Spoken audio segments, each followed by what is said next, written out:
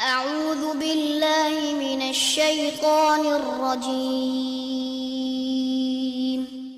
بسم الله الرحمن الرحيم الحمد للہ رب العالمین والصلاة والسلام علی نبینا محمد وعلی آلہ وصحبہ اجمعین اما بعد۔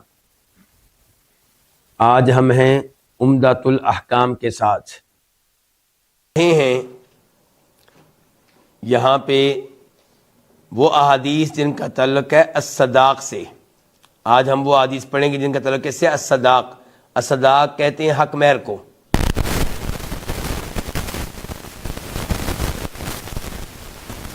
اور حق مہر صداق اس کا قرآن کریم میں بھی تذکرہ آیا، حدیث میں بھی آیا، اور علماء کرام کا اس پہ اجماع بھی ہے۔ جہاں تک تعلق ہے قرآن کریم کا تو اللہ تعالیٰ ارشاد فرماتے ہیں وَآتُوا النِّسَاءَ صَدُقَاتِهِنَّ نِحْلَةً،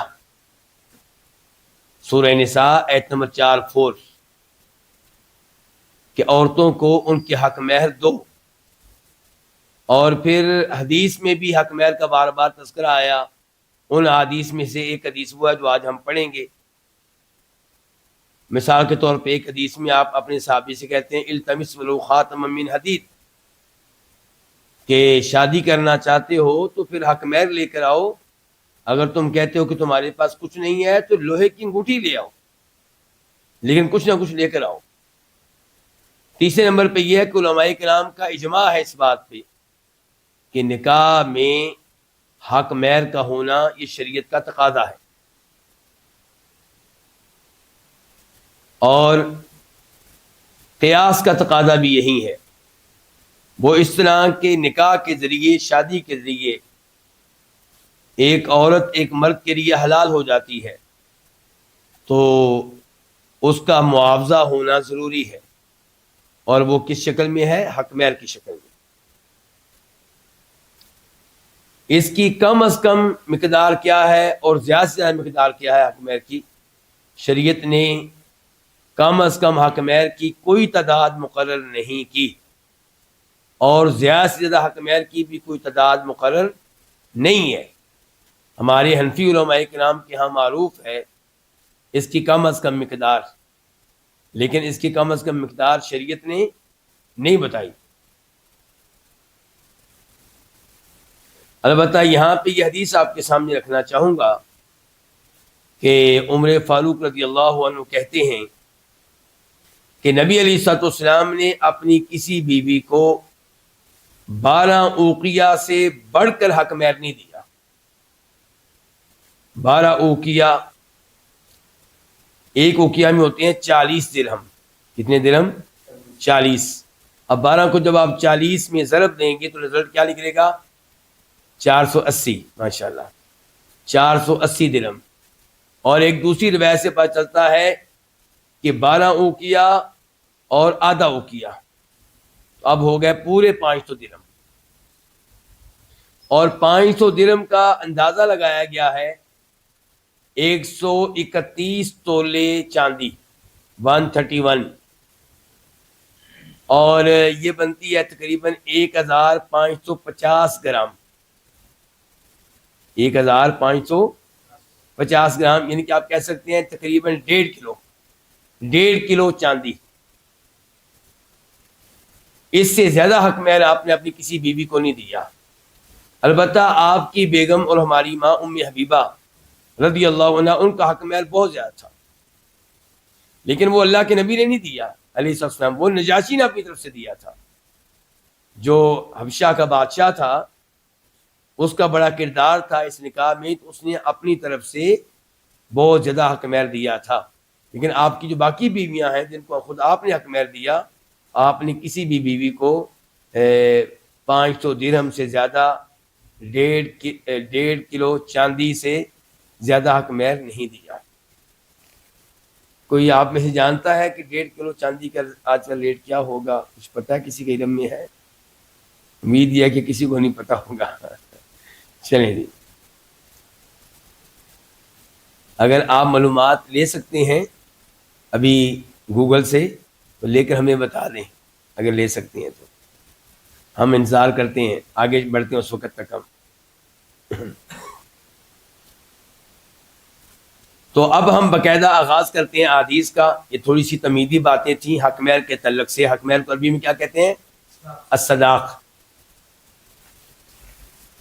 تو عمدۃ الاحکام میں کتاب کے اس ایڈیشن کے مطابق جو میرے پاس ہے، حدیث کا نمبر ہے 310 310۔ حدیث کے راوی ہیں انس بن مالک رضی اللہ تعالی عنہ۔ یہ نبی علیہ السلام کے خادم تھے، 10 سال مسلسل آپ کی خدمت کی ہے، یعنی کہ آپ کے مدینہ آ جانے کے بعد انہوں نے 10 سال مسلسل آپ کی خدمت کی ہے۔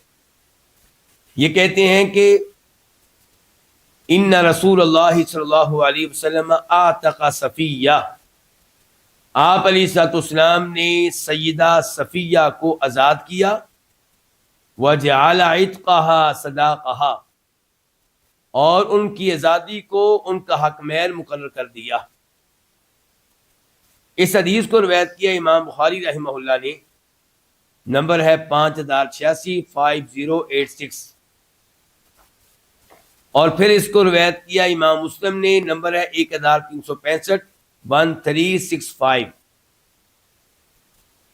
یہ حدیث یہاں پہ بہت ہی مختصر طور پہ آئی ہے، میں اس کی کچھ تفصیل آپ کے سامنے رکھنا چاہوں گا کہ جنگ خیبر مسلمانوں اور یہودیوں کے مابین ہوئی۔ کہاں ہوئی؟ کس شہر میں ہوئی؟ خیبر میں، جو آج سعودی عرب میں واقع ہے۔ اور اس جنگ میں یہودیوں کو شکست ہوئی۔ اس جنگ میں ان کا بہت سا مال مسلمانوں کے ہاتھ میں آیا، ان کی عورتوں کو لونڈیاں بنا لیا گیا۔ ان عورتوں میں سے ایک صفیہ بھی تھی رضی اللہ تعالی عنہا، اور یہ عام یہودی عورت نہیں تھی، یہ ان کے ایک یہودی سردار کی بیٹی تھیں، اور ایک یہودی سردار کے ساتھ ہی ان کی شادی ہوئی تھی، اور شادی نئی نہیں ہوئی تھی، شادی کو کچھ زیادہ دن نہیں ہوئے تھے، تو یہ بھی لونڈی بن کر آ گئی۔ نبی علیہ الصلوۃ والسلام کے پاس آپ کے ایک صحابی آئے، اور وہ کہنے لگے اللہ کے رسول علیہ الصلوۃ والسلام، مجھے ان قیدی عورتوں میں سے ایک قیدی عورت بطور لونڈی آپ دیں۔ وعلیکم السلام۔ تو آپ علیہ الصلوۃ والسلام نے کہا کہ ان میں سے جا کر تم ایک اختیار کر لو، ایک کو لے لو۔ چنانچہ وہ صحابی گئے اور انہوں نے ان کا انتخاب کیا۔ ظاہر ہے کہ یہ ان میں کیا تھی کہ نمایاں تھی، سردار کی بیٹی ہیں، سردار کی وائف ہے، اور ان کا شوہر جو ہے وہ اس جنگ میں قتل ہوا۔ تو صحابہ کرام نبی علیہ الصلوۃ والسلام کے پاس آئے، کہنے لگے اللہ کے رسول، صفیہ جس قیدی عورت کو انہوں نے اختیار کیا ہے، کنہوں نے اختیار کیا ہے؟ اس صحابی نے، ان کا نام تھا دہیہ بن خلیفہ۔ تو وہ صرف آپ کے شایان شان ہے، ان کو آپ کو اور لونڈی دے دیں، کو اور قیدی عورت دے دیں، یہ سردار کی بیٹی ہے، سردار کی وائف ہے، یہ آپ کے پاس لینی چاہیے۔ تو آپ علیہ السلام نے دہیہ کو بلایا اور کہا کہ تم ان کے بدلے میں 7 قیدی عورتیں لے لو، 7 قیدی عورتیں بطور لونڈی لے لو، ان کو چھوڑ۔ چنانچہ انہوں نے ان کو چھوڑ دیا۔ تو پھر یہ نبی علیہ السلام کے حصے میں آئیں، اور آپ ان کو اپنے ساتھ لے کر آئے مدینہ کی طرف۔ تو اسلام کا یہ اصول ہے کہ جب آپ کے پاس کوئی لونڈی آئے گی تو آپ فوری طور پہ اس سے میاں بیوی والا تعلق قائم نہیں کر سکتے، بلکہ ایک پیریڈ کا انتظار کیا جائے گا، ایک ماہواری کا انتظار کیا جائے گا، ایک بار حیض آنے کا انتظار کیا جائے گا، کیونکہ حیض آنا اس بات کی دلیل ہوگا کہ یہ لڑکی حمل کی حالت میں نہیں ہے، اس کے پیٹ میں پہلے شوہر کا بچہ نہیں ہے، اس کی امانت نہیں ہے۔ اسلام یہ پسند نہیں کرتا کہ ایک عورت جو پہلے سے حمل میں ہے اس سے کوئی آدمی تعلق قائم کرے۔ لونڈیوں کا سسٹم چونکہ پہلے سے چلا آ رہا تھا، اسلام نے اس کو برقرار رکھا ہے، ختم نہیں کیا، لیکن اسلام نے اس کو بہتر بنایا ہے، اس کی برائیوں کو ختم کیا ہے، اس کی اچھائی کو رہنے دیا، اس کی برائیاں ختم کی ہیں۔ اسلام نے لونڈیوں پہ ظلم کرنے سے منع کیا، اسلام نے لونڈیوں کے حقوق بتائے، اسلام نے لونڈیوں کے لیے بہت کچھ کیا۔ مثال کے طور پہ اسلام بات بات پہ کہتا ہے کہ آپ پہ کفارہ ہے، کفارے میں کیا کریں جی؟ لونڈی آزاد کریں۔ اگر آپ نے قسم اٹھائی تھی کہ میں آئندہ یہ کام کروں گا یا میں آئندہ یہ کام نہیں کروں گا، اب آپ سے اس قسم پہ پورا رہنا ناممکن ہو گیا ہے، آپ وہ قسم توڑ بیٹھے ہیں، تو اب کفارہ ادا کریں۔ کفارہ کیا ادا کریں جی؟ ایک لونڈی یا ایک غلام آزاد کریں۔ اگر آپ غلطی سے کسی مسلمان کو قتل کر بیٹھے ہیں تو آپ کے اوپر دیت بھی پڑے گی اور کفارہ بھی پڑے گا۔ کفارے میں کیا جی؟ ایک غلام کو آپ کیا کریں؟ آزاد کریں، کہ لونڈی کو آزاد کریں۔ تو بہت سے مقامات پہ اسلام ہمیں لونڈیوں کو، غلاموں کو آزاد کرنے کی ترغیب دیتا ہے۔ مثال کے طور پہ بخاری شریف کی حدیث کہ جو آدمی کسی غلام لونڈی کو آزاد کرے گا، اللہ تعالیٰ اس غلام لونڈی کے جسم کے ایک ایک عضو کے بدلے میں، ایک ایک پارٹ کے بدلے میں آزاد کرنے والے کے ایک ایک عضو کو جہنم کی آگ سے آزاد کر دے گا۔ اسلام ترغیب دے رہا کہ نہیں دے رہا؟ اسلام تو بہت ترغیب دیتا ہے، لیکن اسلام نے اس نظام کو مکمل ختم نہیں کیا، کیونکہ اس کے بڑے فائدے ہیں۔ یہ غلام، یہ لونڈیاں آپ کے گھر میں آئی ہیں، آپ کے گھر میں اسلام سیکھیں گی، نمازیں پڑھتا ہوا آپ کو دیکھیں گی، اور اسلامی آداب سے واقف ہوں گی، تو امید ہے کہ آپ کے گھر کے ذریعے مسلمان ہو جائیں۔ اور کسی غلام لونڈی کا مسلمان ہو جانا اس کے آزاد ہو جانے سے کہیں بہتر ہے۔ مسلمان ہوگا تو کیا ہوگا؟ جہنم کی آگ سے بچ جائے گا، مسلمان ہوگا جنت میں جانے والا بن جائے گا، اور آزاد ہوگا، دنیاوی آزادی ملے گی، دوبارہ کافروں کے پاس پہنچ جائے گا، پھر وہی کفر، پھر وہی سب کچھ، وہی شرک۔ تو بہرحال صفیہ رضی اللہ عنہ کو آپ اپنے ساتھ لے کر آئے، تو راستے میں آپ کو بتایا گیا کہ یہ حیض سے پاک ہو گئی ہیں، تو پھر آپ نے ان کو آزاد کر کے ان سے شادی کی۔ تو ان کا حق مہر کیا تھا؟ ان کی آزادی۔ ان کو آزاد کیا جانا ان کا کیا ٹھہرا؟ حق مہر ٹھہرا۔ اچھا، آزاد کیا جانا کیا یہ مال ہے؟ نہیں، یہ مال نہیں ہے۔ تو پتہ چلا حق مہر مال بھی ہو سکتا ہے اور کوئی منفعت بھی ہو سکتی ہے، جیسا کہ حدیث ہم آگے پڑھیں گے۔ صحابی سے کہا کہ تم پھر اپنی وائف کو قرآن کریم کی تعلیم دینا، یہ تمہارا حق مہر۔ اب قرآن کریم کی تعلیم دینا یہ مال نہیں، کیا منفعت ہے، مال کی جگہ پہ اس چیز کو رکھا گیا ہے۔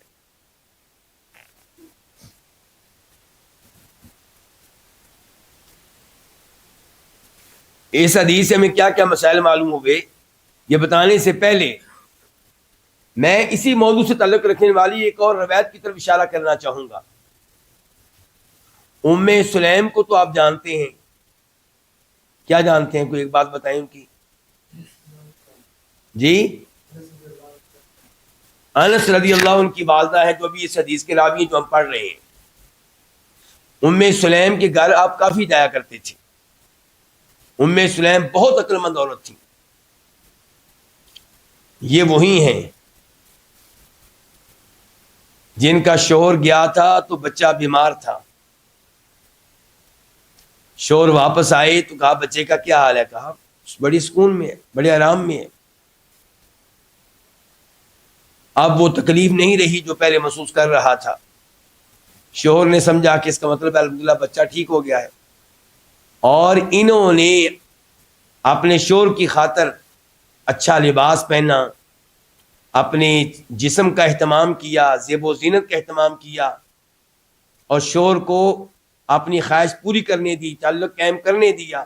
جب شوہر نے تعلق قائم کر لیا تو پھر کہا کہ ابو طلحہ یہ بتاؤ کہ اگر تمہیں کوئی چیز استعمال کے لیے دے اور پھر تم سے واپس لے لے تمہیں اس کے اوپر کوئی افسوس تو نہیں ہوگا؟ کہا کوئی افسوس نہیں ہوگا، اس کی چیز تھی، اس نے واپس لے لی۔ کہا اللہ نے تمہیں بیٹا دیا تھا، وہ اللہ نے واپس لے لیا۔ تو ابو طلحہ کو بہت افسوس ہوا کہ یہ تو نے کیا حرکت کی، تو نے پہلے مجھے کیوں نہیں بتایا؟ فجر کی نماز مسجد نبی میں ادا کی، اللہ کے نبی علیہ الصلوۃ والسلام کے سامنے ساری صورتحال رکھی تو اللہ کے نبی نے دعا دی کہ تم نے جو تعلق قائم کیا ہے اس کے نتیجے میں اللہ تمہیں اولاد دے گا جس میں اللہ بڑی برکتیں ڈالے گا، اور پھر اللہ نے ان کی اولاد میں بڑی برکتیں ڈالی۔ تو کہنے کا مطلب یہ ہے کہ ام سلیم کا حوصلہ دیکھیے، صبر دیکھیے۔ آج کسی عورت کا بچہ فوت ہو جائے اور خامند اس سے اس قسم کا کوئی تقاضا کرے تو وہ تو اس سے جنگ کرنے کے لیے تیار ہو جائے گی، اس کو کبھی بھی زندگی میں معاف نہیں کرے گی کہ تو وہ انسان ہے کہ تو نے ان دنوں جن دنوں ہمارا بیٹا فوت ہوا تھا اس قسم کی حرکت کا تقاضا کیا تھا۔ لیکن یہ ام سلیم ہے، بڑی عقل مند۔ اب یہاں پہ جو چیز میں بتانے لگا ہوں ہمارے موضوع کے تعلق سے کہ یہ جو ان کے شوہر ہیں، کون؟ ابو طلحہ، یہ ان کے دوسرے شوہر ہیں۔ پہلے شوہر تھے انس بن مالک کے والد مالک، ان کے بعد ان سے شادی کی ہے ابو طلحہ نے۔ شادی کیسے ہوئی ہے یہ بتانا چاہتا ہوں۔ ابو طلحہ نے ان کو پیغام نکاح بھیجا۔ ام سلیم کی عقل مندی دیکھیے، یہ آگے سے کہتی ہیں کہ ابو طلحہ تمہارے جیسا آدمی نکاح کا پیغام بھیجے تو انکار کرنا بہت مشکل ہے، یہ عقل مندی کے الفاظ ہیں۔ لیکن مسئلہ یہ ہے کہ میں ہوں مسلمان اور تم ہو کافر، میرا اور تمہارا نکاح نہیں ہو سکتا۔ اگر تم مسلمان ہو جاؤ تو میں حق مہر نہیں لوں گی، اور یہ تمہارا مسلمان ہو جانا ہی حق مہر ہوگا، اور میں تم سے شادی کے لیے تیار ہو جاؤں۔ عقل مندی والے الفاظ ہیں کہ نہیں ہیں؟ یعنی کہ اگر اس میں حکمت نہ ہوتی کیا کہتی؟ نہیں نہیں، میری تمہاری شادی نہیں ہو سکتی۔ بس کیا کہا کہ تمہارے جیسا آدمی پیغام نکاح بھیجے، انکار بہت مشکل ہے۔ لیکن انکار کرنے پہ مجبور ہوں، کیوں؟ دین کا معاملہ ہے۔ تو اس سے ابو طلحہ کو حوصلہ ملا، ترغیب ملی، چنانچہ انہوں نے اسلام قبول کر لیا اور ان سے شادی ہوئی۔ اب اس حدیث سے کیا کیا مسائل معلوم ہوئے؟ اچھا یہ بھی بتا دوں کہ پھر راستے میں ہی آپ نے شادی کی، راستے میں ہی، اور اگلے دن آپ نے ولیمے کا اہتمام کیا۔ ولیمہ کیا تھا؟ دسترخوان ایک بچھا دیا گیا اور اس کے اوپر ایک حلوہ سا رکھ دیا گیا جو تیار کیا گیا تھا کھجوروں سے اور پنیر سے اور گھی سے۔ کیا کیا مسائل معلوم ہوئے اس حدیث نمبر 1؟ یہ پتہ چلا کہ انسان کے لیے جائز ہے کہ اپنی لونڈی کو آزاد کرے اور اس کی لونڈی کو ہی حق مہر بنا لے، اور وہ لونڈی پھر اس کی بیوی بن جائے گی۔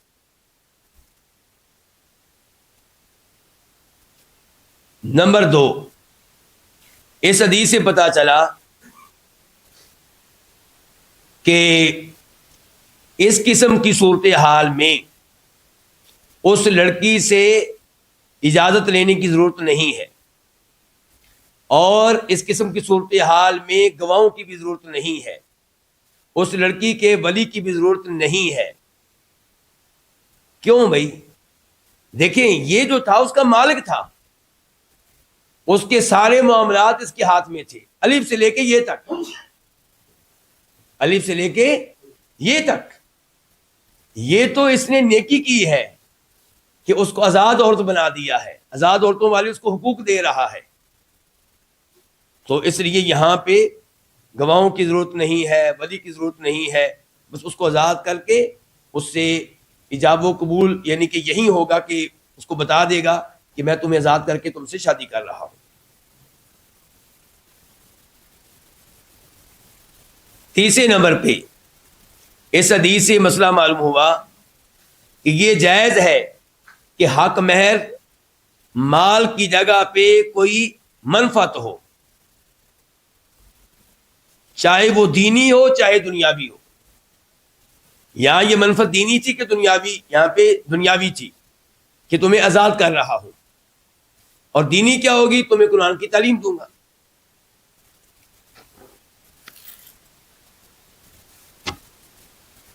ہم گفتگو کر رہے تھے کہ نبی علیہ الصلوۃ والسلام نے اپنی کسی بیوی کو 500 درہم سے بڑھ کر حق مہر نہیں دیا، اور بتایا گیا تھا آپ کو کہ اندازہ یہ ہے کہ 500 درہم بنتے ہیں 131 تولے چاندی کے، اور گراموں کے لحاظ سے 1550 گرام.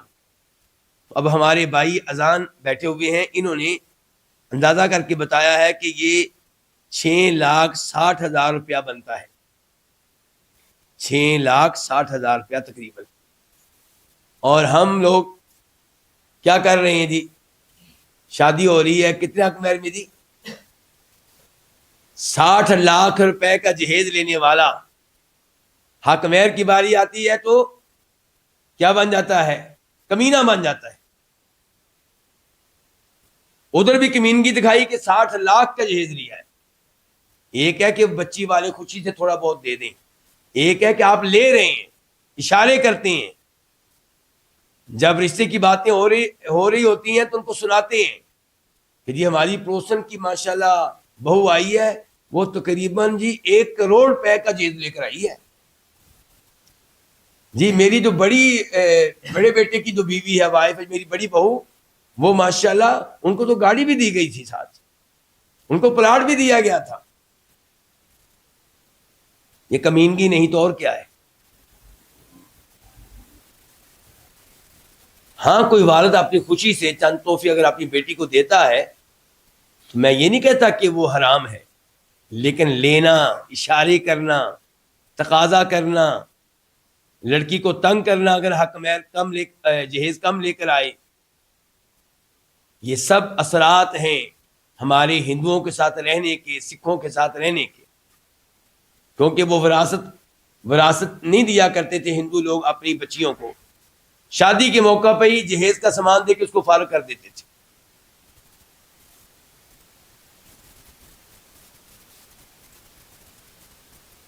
تو دیکھ لیں آپ کا حق مہر 6,60,000 روپے تقریباً بنتا ہے.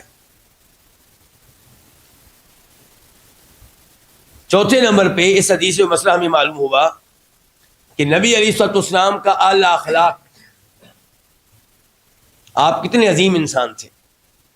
سیدہ صفیہ کو چاہتے پوری زندگی لونڈی بنا کر رکھتے، اور لونڈی کا کوئی حق نہیں ہوتا، لونڈی کے کوئی حقوق نہیں ہوتے.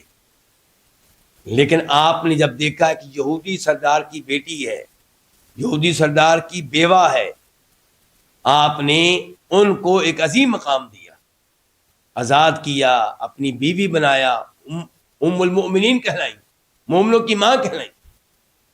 اور جنت میں بھی اب آپ کی کیا ہوں گی؟ بیوی ہوں گی.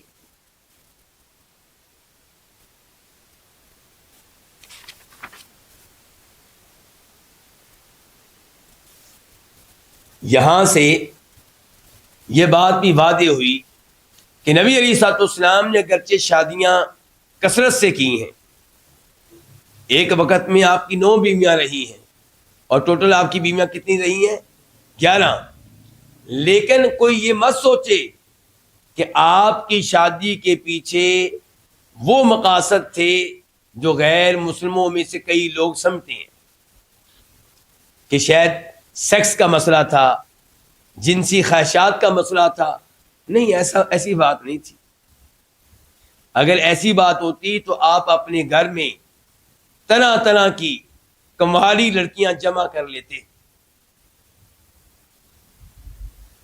اور لونڈیاں بھی آپ کی کئی ایک ہوتی، کیونکہ لونڈیوں کے اوپر تو کوئی پابندی نہیں ہے نا، چاہے آپ کی 10 لونڈیاں ہوں. لیکن آپ کی بیویوں میں سے کماری بیوی صرف ایک ہے، باقی سب وہ ہیں جن کو طلاق ہو چکی تھی یا جو بیوہ ہو چکی تھی.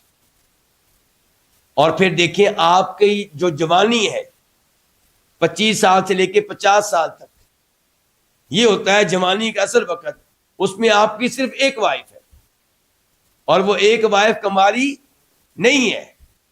ام المؤمنین سیدہ خدیجہ رضی اللہ عنہا وہ فوت ہوئی ہیں تو پھر 50 سال کی عمر سے لے کے 63 سال کی عمر تک آپ نے باقی شادیاں کی.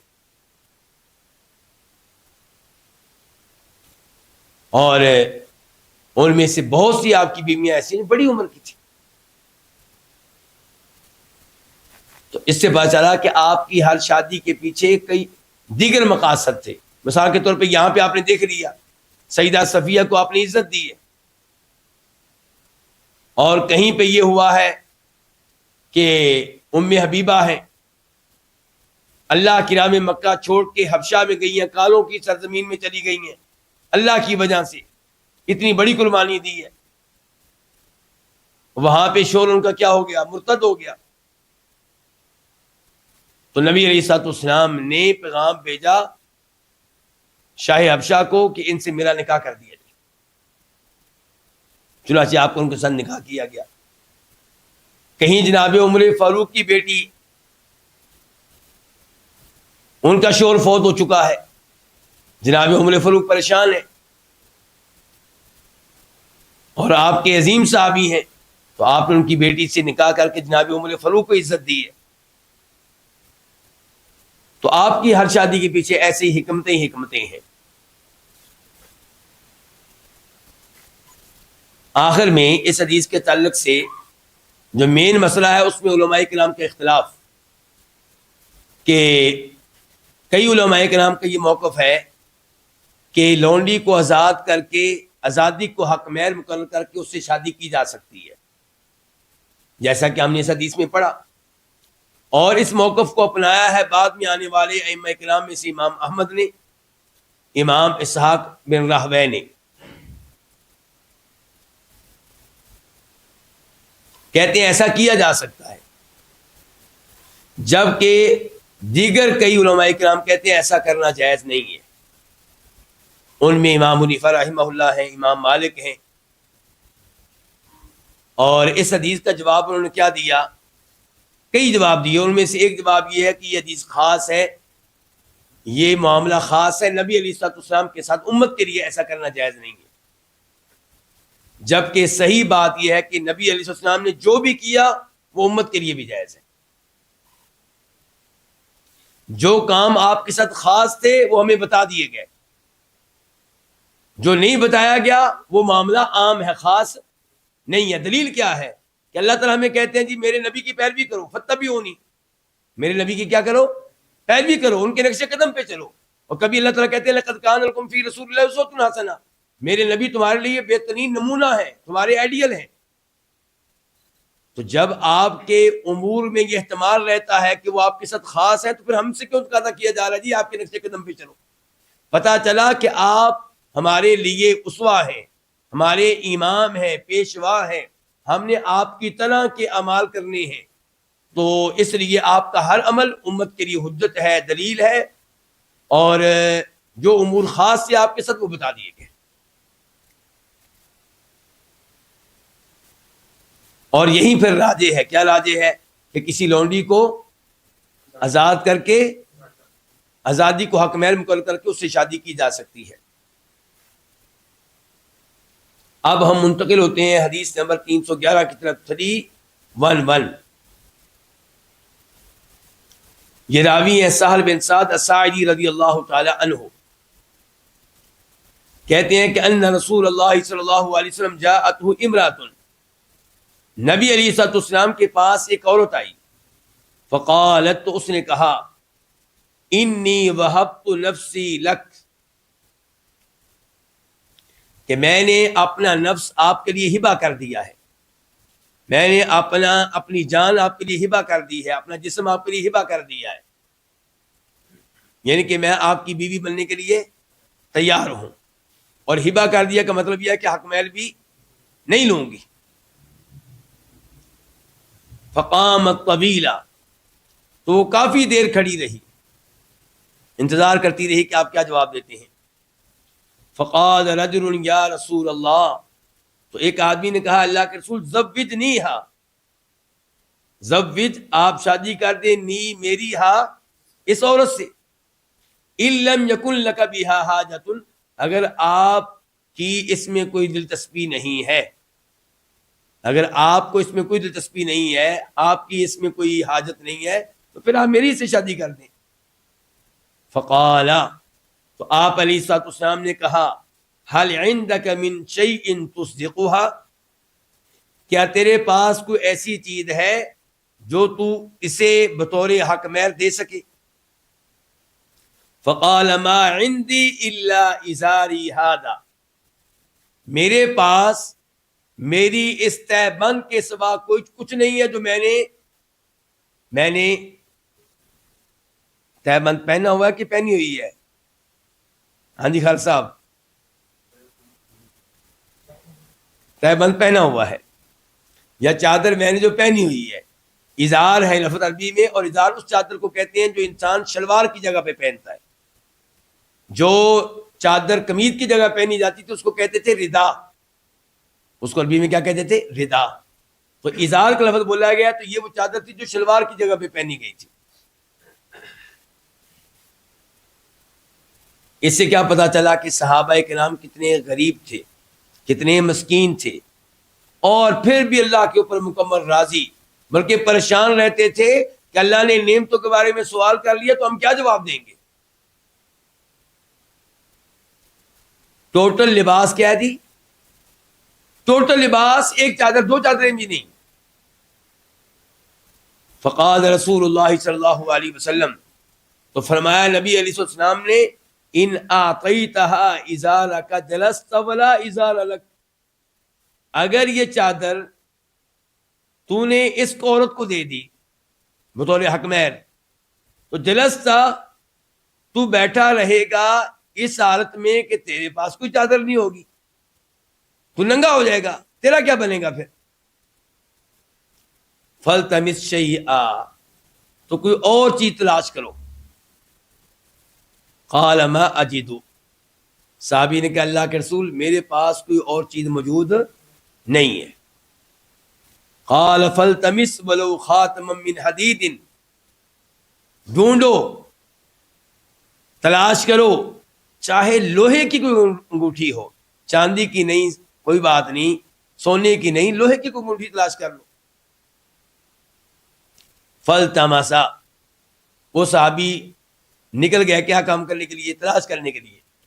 فَالْتَمَسَ، تو ڈھونڈتے رہے، فَلَمْ يَجِدْ شَيْئًا، انہوں نے کوئی چیز نہ پائی۔ اپنے گھر گئے ہوں گے، ڈھونڈتے رہے ہوں گے، کوئی چیز نہیں ملی۔ فقال رسول اللہ صلی اللہ علیہ وسلم، تو فرمایا نبی علیہ الصلوۃ والسلام نے، حل معک شیء من القرآن، کیا تیرے پاس قرآن میں سے کچھ ہے؟ کوئی ایک سپارہ، کوئی دو سپارے، کوئی ایک سورت، کوئی دو سورتیں، کوئی 10 سورتیں، 15 20 کچھ ہے تیرے پاس؟ قال نعم، صحابی نے کہا جی ہاں، یہ دولت تو موجود ہے میرے پاس، ہمارے پاس مال ہے، قرآن نہیں، ان کے پاس قرآن تھا، مال نہیں۔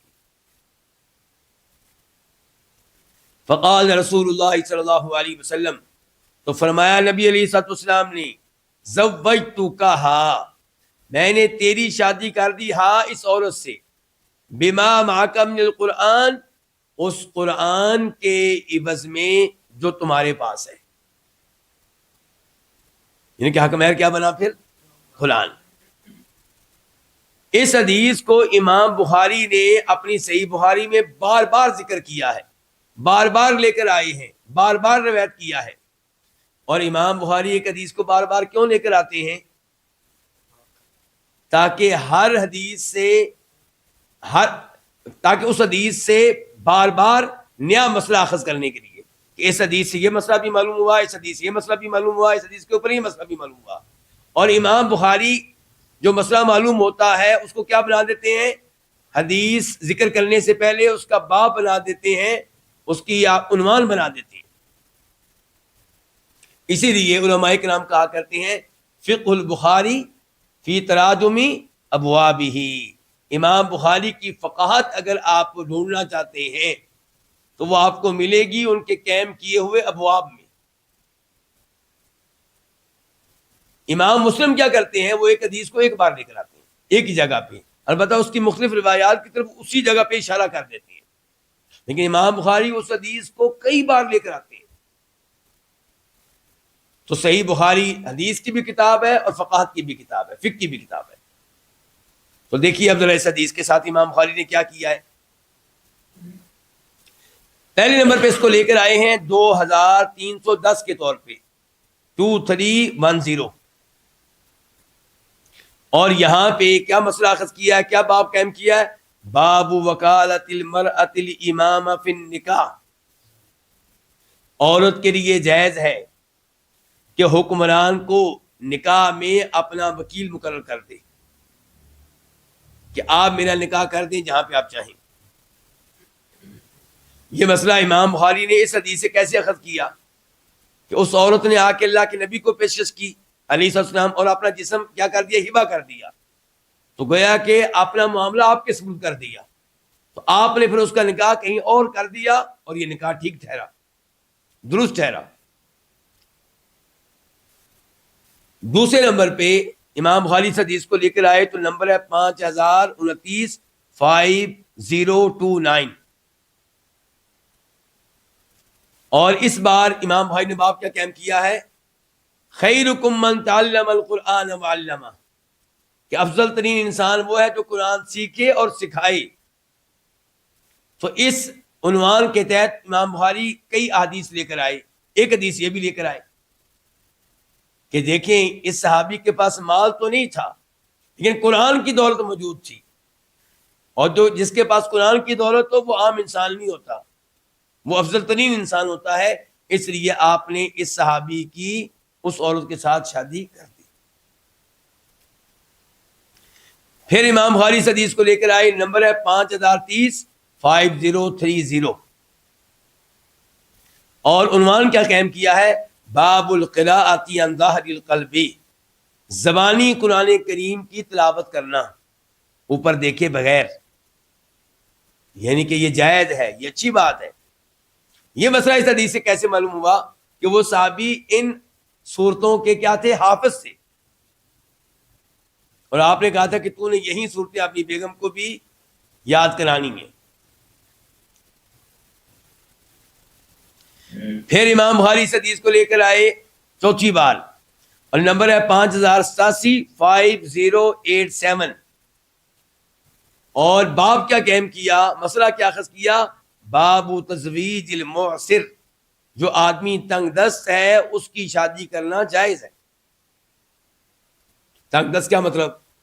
مالی طور پہ اس کا ہاتھ تنگ ہے، حالات اس کے اچھے نہیں ہیں، لیکن آپ نے جائزہ لے لیا کہ یہ آدمی کمانے کی صلاحیت رکھتا ہے، یہ گھر چلا لے گا، تو آپ اس سے اپنی بیٹی کی شادی کر سکتے ہیں، اپنی بہن کی شادی کر سکتے ہیں.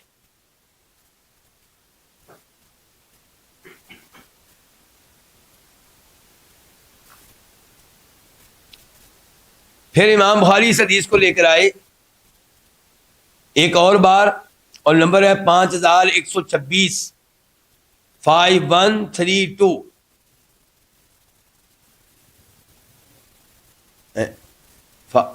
51 میں نے کیا بتایا، 26 کا ہے نا، سوری 5126 تو 5126. اور عنوان کیا قائم کیا ہے؟ باب النظر الی المرأۃ قبل التزویج، کہ شادی سے پہلے عورت پہ نگاہ ڈال لینا جائز ہے، اس کو دیکھ لینا جائز ہے. کیونکہ آپ شادی کرنے لگے ہیں، اس عورت کے ساتھ آپ نے ہمیشہ ہمیشہ کے لیے رہنا ہے. کتنے سال کے لیے؟ ممکن ہے 5 سال، 10 سال، 20 سال، 40 سال، 50 سال، جب تک زندہ ہے. تو ایسی عورت کو پہلے دیکھ تو لیں. تو دیکھنے کی آپ نے ترغیب دی ہے باقاعدہ آپ نے. اور یہ مسئلہ اس حدیث سے کیسے معلوم ہوا؟ کیونکہ اس حدیث کی دیگر روایات میں آتا ہے کہ وہ عورت کھڑی تھی جب اس نے پیشکش کی کہ آپ مجھ سے شادی کر لیں، میں اپنا نفس آپ کے لیے ہبہ کرتی ہوں، تو آپ نے اس کے اوپر نگاہ ڈالی، اوپر سے نیچے تک آپ نے اس کو دیکھا، یعنی کہ آپ بیٹھے ہوئے تھے تو آپ نے نگاہ اٹھا کے اس کی طرف دیکھا. اب ممکن ہے کہ وہ پردے میں ہو، تو پردے میں ہونے کے باوجود ایک اندازہ ہو سکتا ہے تو شاید آپ نے وہ اندازہ کیا ہو، یا ممکن ہے کہ اس زمانے میں پردے کا حکم نازل نہ ہوا ہو۔ لیکن یہاں پہ ایک بات بتا دوں کہ اسلام کہتا کچھ اور ہے اور ہم کرتے کچھ اور ہیں۔ ایک تو جو مذہبی گھرانے ہیں جن کے ہاں شرعی پردہ پایا جاتا ہے، وہ شادی سے پہلے نہیں چاہتے کہ لڑکا ہماری بیٹی کو دیکھے، یہ غلط ہے، یہ جائز نہیں ہے۔ اور جو دکھانے کے قائل ہیں وہ کیا غلطی کرتے ہیں کہ لڑکی کو میک اپ کرنے کا موقع دیتے ہیں، بند سنور کر لڑکے کے سامنے آتی، یہ غلط ہے۔ سادہ انداز، ایک نگاہ ڈالنی ہے لڑکی نے بس، اور یہ نہیں کہ اس کے پاس بیٹھ جائے اور جناب مذاکرات شروع ہو جائیں، خلوت میں تنہائی میں جو چاہیں سو باتیں کرتے رہے، نہیں ایسا بالکل نہیں ہے۔ ایک نگاہ ڈالنی ہے، چاہے وہ لڑکی مثال کے طور پہ کمرے میں آئے اور پانی کا گلاس رکھ کر چلی جائے، وہ بھی لڑکے کو ہاتھ میں پکڑانے کی ضرورت نہیں، رکھ کر چلی جائے، چاہے رکھ کر چلی جائے، بس اتنا کافی ہے۔ اور اس کے لیے میک اپ وغیرہ نہ کیا ہوا ہو، اور خود لڑکا بھی میک اپ کر کے نہ آئے، آج یہ بھی مسئلہ ہمارا بن چکا ہے۔ اچھا، لڑکا کیوں میک اپ کر کے نہ آئے؟ کیونکہ لڑکا میک اپ کر کے آئے گا تو ممکن ہے اس سے لڑکی والوں کو دھوکا ہو جائے، وہ سمجھیں یہ تو بڑا حسین و جمیل ہے، اور جب میک اپ اترے تو پتہ چلے تو کچھ اور چیز ہے، تو دھوکا دینے کی اجازت نہیں ہے۔ تو لڑکی میک اپ نہ کرے، اس کی دو وجوہات ہیں، ایک کیا؟ دھوکا، کہ وہ اتنی خوبصورت ہے نہیں، میک اپ کر کے آئی ہے اور لڑکے والوں کو یہ لگ رہا ہے کہ جناب بڑی خوبصورت ہے یہ۔ اور دوسرے نمبر پہ یہ کہ بن سنور کے آنا، فتنہ بن کر آنا لڑکے کے سامنے جائز نہیں ہے۔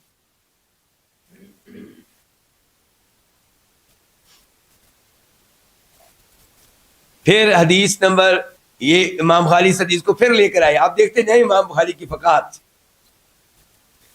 اور اس بار نمبر ہے 5132، 5132، اور باب کیا قائم کیا امام بخاری نے؟ باب اذا کان الولی هو الخاطب، کہ یہ جائز ہے کہ جو لڑکی کا ولی ہے، لڑکی کا سرپرست ہے، اس کا یعنی کہ نکاح کرانے کی ذمہ داری جس کے ہاتھ میں آئی ہے، ممکن ہے کہ وہی اس کو پیغام نکاح دینے والا بن جائے۔ جب باپ ولی ہوگا، ظاہر ہے وہ تو نکاح کا پیغام نہیں بھیج سکتا نا، وہ تو بیٹی ہے اس کی، دادا بھی نہیں بھیج سکتا، بھائی بھی نہیں بھیج سکتا۔ لیکن اگر یہ سب زندہ نہیں ہیں، فوت ہو چکے ہیں، یا یہ کافر ہیں، پھر اس کا ولی کون بنے گا؟ چچا، اگر وہ مسلمان ہے۔ چچا سے بھی شادی نہیں ہو سکتی، اگر چچا نہیں ہے زندہ یا وہ بھی کافر ہے، چچا کا بیٹا مسلمان ہے تو پھر وہ ولی بنے گا۔ آپ چچا کے بیٹے سے کیا اس کی شادی ہو سکتی ہے؟ جی ہاں، بالکل ہو سکتی ہے۔ تو چچا کا بیٹا ایک طرف سے کیا ہے؟ ولی، اس کی شادی کا ذمہ دار، اور دوسری طرف اس نے اس کو پیغام بھیجا کہ خود میں آپ سے شادی کرنا چاہتا ہوں، تو ایسا کیا جا سکتا ہے، اس میں کوئی حرج نہیں ہے۔ لڑکی راضی ہوگی تو شادی ہوگی، ورنہ نہیں ہوگی، لیکن وہ پیغام نکاح بھیج سکتا ہے۔ یہ حدیث سے کیسے معلوم ہوا جی؟ آپ علیہ السلام چونکہ مسلمانوں کے حکمران تھے، تو آپ اس لڑکی کے کیا بنے؟ ولی بنے، اور پھر جب اس نے نکاح کی پیشکش کی تو گویا کہ آپ پیغام نکاح قبول کرنے والے، پیغام نکاح دینے والے بن گئے گویا، تو یہ جائز ہے۔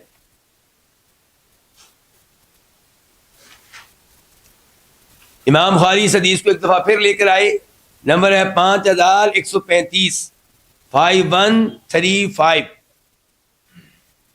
اور اس بار باب کیا قائم کیا؟ باب السلطان ولی، حکمران ولی ہوتا ہے۔ حکمران کیا ہوتا ہے؟ ولی ہوتا ہے، یعنی کہ جب باپ نہیں ہے، دادا نہیں ہے، یہ رشتہ دار نہیں ہے، یا یہ شادی کرنے کے لیے تیار نہیں ہے، جان بوجھ کے اس کی شادی کو کیا کر رہے ہیں؟ لیٹ کر رہے ہیں، یا کرنا ہی نہیں چاہتے۔ کئی لوگ آج بھی پائے جاتے ہیں جو اس لیے شادی نہیں کرتے بیٹیوں کی کہ اس کی شادی کریں گے تو ہماری زمین جو ہے وہ دینی پڑے گی اس کو، تو بغیر شادی کی زندگی گزار دے، مر جائے، تاکہ اس کے حصے کا مال ہمارے پاس ہی رہے۔ تو اس قسم کی صورتحال میں پھر ولی کون ہوگا؟ حکمران ہوگا، جج ہوگا۔ امام بخاری پھر اس حدیث کو لے کر آئے ہیں ایک دفعہ 5149 5149 اور اس بار عنوان کیا قائم کیا؟ باب تزویج علی القرآن و بغیر صداق، کہ شادی کی جا سکتی ہے کس کو حق مہر بنا کر؟ قرآن کو، ان کے قرآن کی تعلیم کو حق مہر بنا کر شادی کی جا سکتی ہے، اور حق مہر کے بغیر بھی شادی کی جا سکتی ہے۔ حق مہر کے بغیر، اس کا کیا مطلب ہے؟ اس کا مطلب یہ کہ قرآن کو آپ نے حق مہر بنایا، کوئی مال حق مہر نہیں بنا، ایک مطلب اس کا یہ ہو سکتا ہے۔ دوسرا مطلب یہ ہو سکتا ہے کہ بغیر حق مہر کی بھی شادی ہو سکتی ہے، جی ہاں ہو سکتی ہے، لیکن حق مہر بعد میں پھر مقرر کیا جائے گا۔ حق مہر کو ہونا ضروری ہے، لیکن شادی کے موقع پہ ہوگا تو بہت اچھی بات ہے، لیکن اس موقع پہ آپ کسی وجہ سے حق مہر مقرر نہیں کر سکے، طے نہیں کر سکے، تو بعد میں یہ طے کیا جائے گا، شادی ہو جائے گی البتہ طے کیے بغیر۔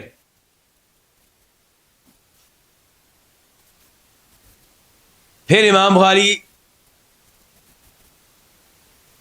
اس حدیث کو 5141 کا تذکرہ کیا تھا میں نے آپ کے سامنے 5141، ہاں چلیں یہ بھی نوٹ کریں، 5141 کے طور پہ بھی امام بخاری اس حدیث کو لے کر آئے ہیں 5141، اور باب کیا قائم کرتے ہیں؟ باب اذا قال الخاطب للولی، اگر پیغام نکاح بھیجنے والا یا جو بھیجنا چاہتا ہے وہ لڑکی کے ولی سے کہے کہ زوجنی فلانا، فلاں لڑکی سے آپ میری شادی کر دیں، یعنی کہ آپ اپنی فلاں بیٹی سے میری شادی کر دیں، فلاں بہن سے شادی کر دیں۔ فقالت، وہ آگے سے کہتا ہے قد زوجتک بکذا وکذا، ٹھیک ہے میں تمہاری شادی اس بچی سے کر رہا ہوں اتنے اتنے حق مہر کے بدلے میں، تو جاز النکاح، تو نکاح ہو جائے گا۔ وَإِن لَمْ يَقُلْ لِلزَّوْجِ أَرَضِيتَ أَوْ قَبِلْتَ، چاہے اب وہ دوبارہ سے اس مرد سے یہ نہ کہے کہ کیا تو راضی ہے، کیا تجھے قبول ہے۔ لڑکے نے آ کے کہا کہ آپ میری شادی اپنی بیٹی سے کر دیں، فلاں بیٹی سے یا فلاں بہن سے یا فلاں آپ کی بھتیجی جو ہے بانجی ہے آپ کی بھتیجی، کیونکہ اس کا کوئی اور نہیں ہے، ولی تو آپ ہی ہیں، جو آپ جس کا وہ ولی ہے اس کے بارے میں کہہ رہا ہے کہ اس سے آپ میری شادی کر دیں۔ وہ کہتا ٹھیک ہے جی میں نے آپ کی اس سے شادی کر دی 1,00,000 روپے حق مہر کی عوض میں، تو اس کے ساتھ ہی نکاح ہو جائے گا، شادی ہو جائے گی، دوبارہ سے اس لڑکے سے پوچھنے کی ضرورت نہیں ہے کہ تجھے قبول ہے، کیونکہ اس نے پہلے ہی کہہ دیا میری شادی کریں۔ ہاں اگر وہ کہہ دے نہیں نہیں نہیں مجھے 1,00,000 منظور نہیں ہے، تو ٹھیک ہے اب شادی کا کام رک جائے گا، لیکن ادھر ہی کہنا پڑے گا اس کو۔ اگر ادھر خاموش رہے گا، بعد میں شور ڈالے گا مجلس ختم ہو جانے کے بعد، تو ہم کہیں گے جی اب تو شادی ہو چکی ہے، اب تو 1,00,000 روپے کے ساتھ تمہاری شادی ہو چکی ہے۔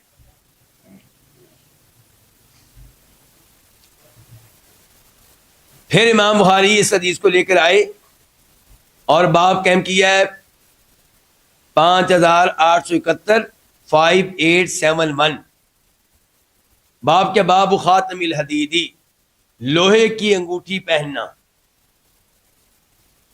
لوہے کی انگوٹھی پہن سکتے ہیں کہ نہیں پہن سکتے، اس میں اختلاف ہے، تو امام بخاری نے اس حدیث سے مسئلہ اخذ کیا ہے کہ لوہے کی انگوٹھی پہننی جائز ہے، اس میں کوئی حرج نہیں ہے۔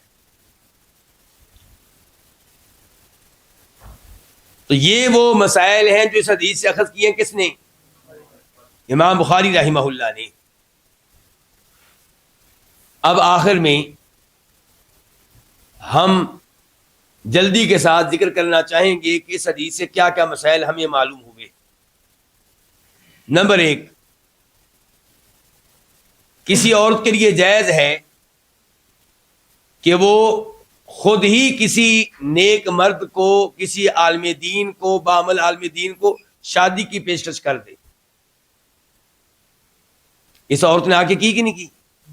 جائز ہے، لیکن کیا کوئی عورت کسی عالم دین کو کہہ سکتی میرا جسم آپ کے لیے ہبہ ہے، بغیر حق مہر کے میری آپ کی شادی ہو جائے گی؟ نہیں، یہ اللہ کے نبی کے لیے خاص تھا، بس علیہ الصلوۃ والسلام، یہ اللہ کے نبی کے لیے خاص تھا کہ کوئی عورت آ کے کہے کہ میں نے اپنا جسم آپ کو ہبہ کیا، آپ اگر مجھ سے شادی کریں گے تو حق مہر معاف ہے۔ آج اگر کوئی عورت کہتی ہے تو وہ عالم دین آگے سے کہے گا ٹھیک ہے، پیشکش میں نے قبول کر لی ہے، اب میں آپ کے ابو سے بات کروں گا، اب میں آپ کے دادا سے بات کروں گا، آپ کے ولی صاحب سے، اور حق مہر کے معاملات ہم طے کر کے ٹھیک ہے میں آپ سے شادی کروں گا۔ لیکن پیشکش کرنے میں کوئی حرج نہیں ہے۔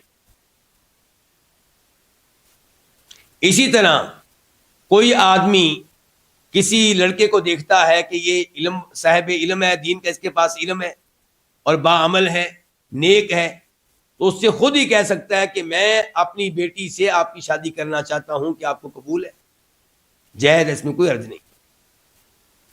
جناب عمر فاروق رضی اللہ عنہ نے اپنی بیٹی سے شادی کی پیشکش کی تھی کس مرد کو؟ ابو بکر صدیق رضی اللہ عنہ کو، پھر جناب عثمان رضی اللہ عنہ کو، تو یہ جائز ہے، اس میں کوئی حرج نہیں ہے۔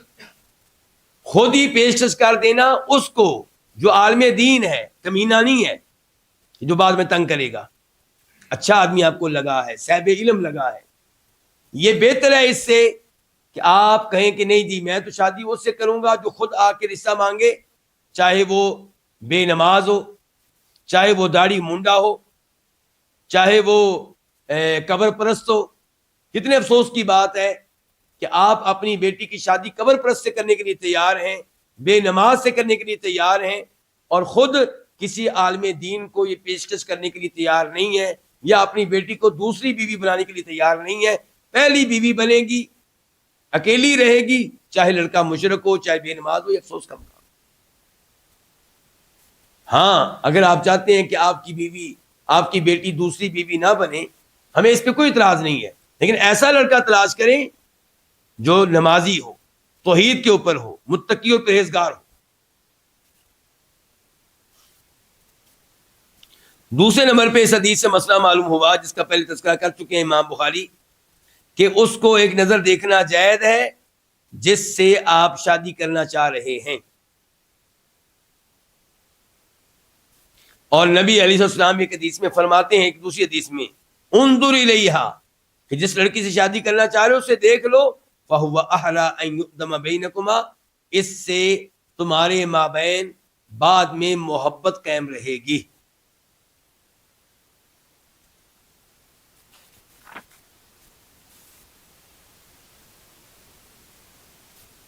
تیسرے نمبر پہ اس حدیث سے مسئلہ معلوم ہوا کہ جس لڑکی کا کوئی ولی نہ ہو تو پھر اس کا ولی حکمران ہوگا۔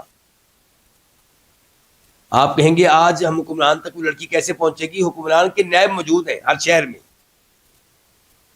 شہر کا جو بڑا افیسر ہے، شہر کا جو جج ہے، وہ حکمران کے نائب بن کے اس کا نکاح کرا سکتے ہیں۔ چوتھے نمبر پہ نکاح میں حق مہر کا ہونا نہایت ضروری ہے، اسی لیے آپ نے اس فقیر صحابی کو بھی حق مہر معاف نہیں کیا، حق مہر مقرر ہوا، چاہے وہ کیا تھا، قرآن کی تعلیم تھی، تو حق مہر ضروری ہے۔ البتہ یہ گزارش میں پہلے بھی کر چکا ہوں کہ اگر کسی مجلس میں، نکاح کی مجلس میں حق مہر مقرر نہیں کیا گیا تو وہ بعد میں بھی مقرر ہو سکتا ہے، لیکن بہتر ہے ادھر ہی مقرر ہوتا کہ بعد میں لڑائی جھگڑا نہ ہو۔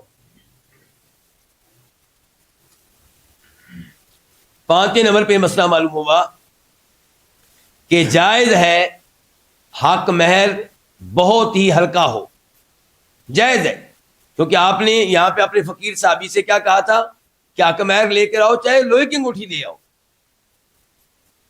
لیکن کس سے کہا ہے؟ فقیر صحابی سے۔ اس مسئلے کو وہ دلیل نہ بنائیں جو لاکھوں میں کھیلتے ہیں، جو کروڑ پتی ہیں، اور جہیز لینے کی باری آتی ہے تو شیر بن جاتے ہیں، حق مہر کی باری آتی ہے تو گیدڑ بن جاتے ہیں۔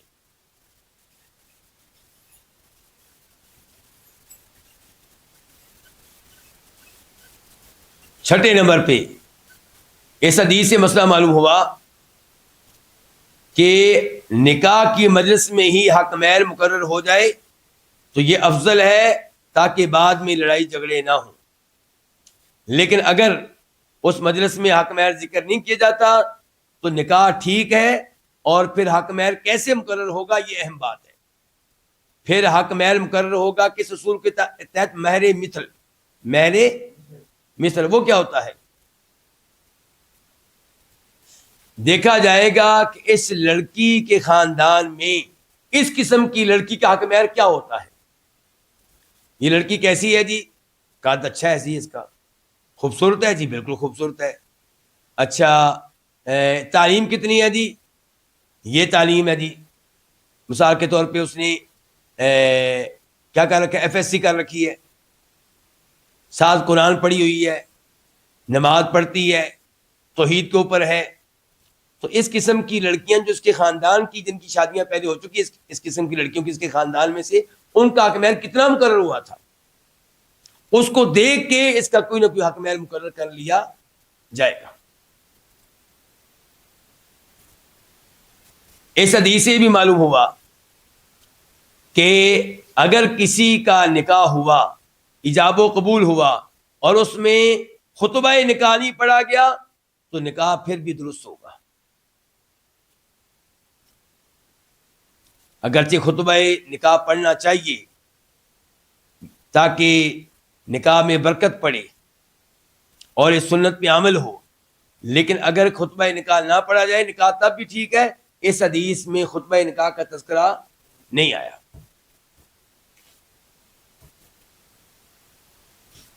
8ویں نمبر پہ جائز ہے کہ حق مہر مال کی بجائے کوئی منفعت ہو، جیسے قرآن کی تعلیم یا فقہ کی تعلیم یا آداب سکھانا یا کوئی پیشہ سکھانا. مثال کے طور پہ کپڑے سینے کا طریقہ آپ سکھائیں گے جی، یا حق مہر ہے آپ کا، یا کھانا بنانے کا طریقہ آپ سکھائیں گے. اس قسم کی چیز کو بھی حق مہر بنایا جا سکتا ہے. کچھ لوگوں نے اس کا انکار کیا، ان کا نہیں جی حق مہر مال ہی ہوگا. جہاں تک اس حدیث کا تعلق ہے تو یہ خاص ہے اس آدمی کے لیے، لیکن یہ بات درست نہیں ہے. شریعت کے احکام عام ہوتے ہیں اور خاص کہنے کے لیے کوئی دلیل چاہیے ہوتی ہے، اضافی دلیل، اور یہاں پہ ایسی کوئی دلیل نہیں ہے. 9ویں نمبر پہ اس حدیث سے مسئلہ معلوم ہوا کہ نکاح ہر اس لفظ کے ساتھ ہو جاتا ہے جو نکاح پہ دلالت کرے. مثال کے طور پہ زوجت تو کہا جا سکتا ہے میں تیری شادی کر رہا ہوں اس لڑکے سے، اس لڑکی سے. زوجت تو کہا میں تیری اس لڑکی سے شادی کر رہا ہوں، یا نکاح تو کہا میں تیرا اس سے نکاح کر رہا ہوں، یا ملک تو کہا میں تجھے اس لڑکی کا مالک بنا رہا ہوں. اس قسم کا کوئی بھی لفظ استعمال کیا جا سکتا ہے، اس میں کوئی حرج نہیں ہے. اس حدیث سے آپ کا اخلاق معلوم ہوا کہ صحابی نے کہا کہ اگر آپ شادی نہیں کرنا چاہتے اس لڑکی سے میری شادی کرا دیں، تو آپ نے اس کے اوپر انکار نہیں کیا بلکہ صحابی کے ساتھ تعاون کیا اور کہا کہ حق مہر کچھ نہ کچھ لے آؤ. بالآخر تعلیم قرآن کو حق مہر مقرر کیا گیا، تو یہ آپ کا اخلاق ہے. یہیں پہ آج کے درس کا اختتام کرتے ہیں.